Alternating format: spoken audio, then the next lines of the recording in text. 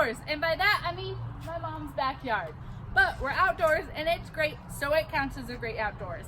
I went camping this weekend and it was absolutely wonderful. We went fishing, we went swimming, we enjoyed a beautiful Colorado. In the evening time, the sun was setting, the fire was blazing, and everything seemed perfect until boom, it started raining. And when I say rain, I mean poured. Everything was soaking wet, including myself, my dog, and the fire. We ended up retreating back to our tents to stay warm and dry, and we missed one of the most traditional parts about camping, and that's s'mores. But thanks to my mom, we get to have s'mores tonight. Nothing quite beats the ooey gooey deliciousness of a freshly roasted s'more around a fire with family and friends. So we're gonna talk a little bit about how we got s'mores. S'mores actually date back to the Victorian era. They used to serve chocolate and marshmallows together during funerals. They were called Victorian funeral cakes. Now that's a little grim, but that's okay because since then they've turned into something way more. So let's fast forward to 1890 in the United States. There was these little towns that were summer resort towns.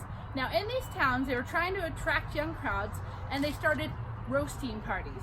So what they would do is they would roast their marshmallow over the fire and then they would blow out the heat and they would share their marshmallows, steal a little nibble, and it was considered a flirtatious activity.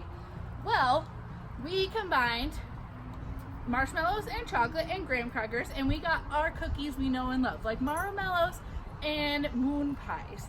But the first recipe wasn't published until 1927 by our great Girl Scouts. Now the Girl Scouts put these recipes in a guide for outdoors and camping, and they called them s'mores because you always want some more of s'mores.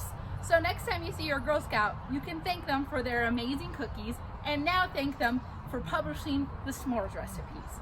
So now that we know a little bit more about our s'mores, we're going to talk about the ingredients that we need today.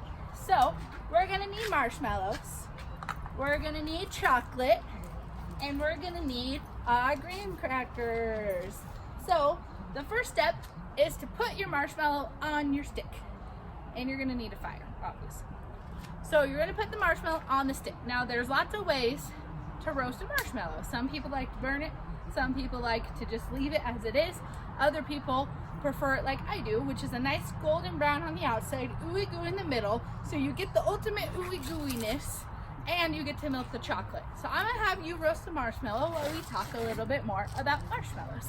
So marshmallows actually date back to the ancient Greek and Roman times. They're from a plant, the roots and leaves, called Athena officinalis. Now this plant was actually made for medicinal purposes and more specifically a laxative. I bet that you all want to eat more marshmallows now. Well, they used this as medicinal purposes for a while until the French came along, and the French said, this is not a laxative, this is a treat.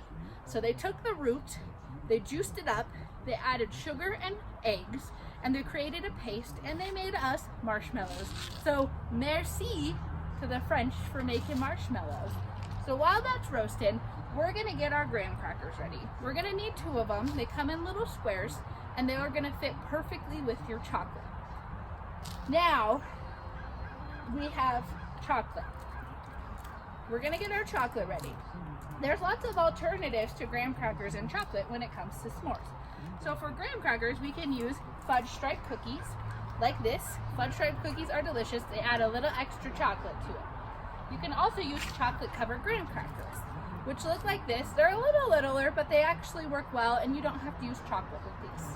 You can also get a little quirky and use Ritz crackers. Now Ritz crackers are buttery, they're salty, they're savory, and they just add a little twist to your s'more.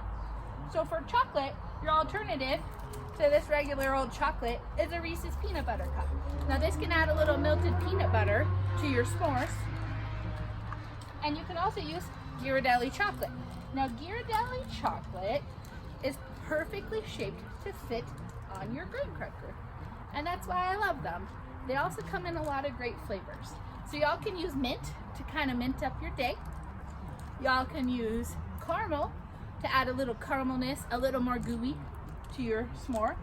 You can use raspberry to add a little tartness to your s'more.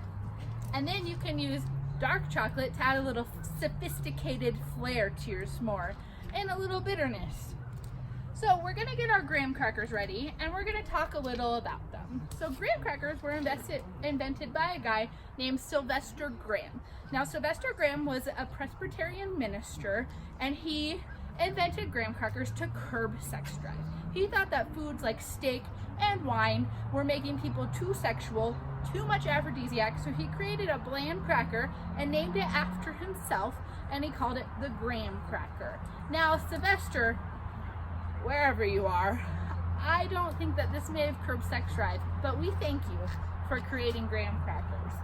So we're gonna get our chocolate. I think we're gonna use some raspberry Ghirardelli, because why not? Our marshmallows roasted nice and hot. Thank you so much. We're gonna put it in the between. We're gonna smush it down. Oh, it got stuck. And we're gonna have a perfect s'more. Now, doesn't that look just amazing?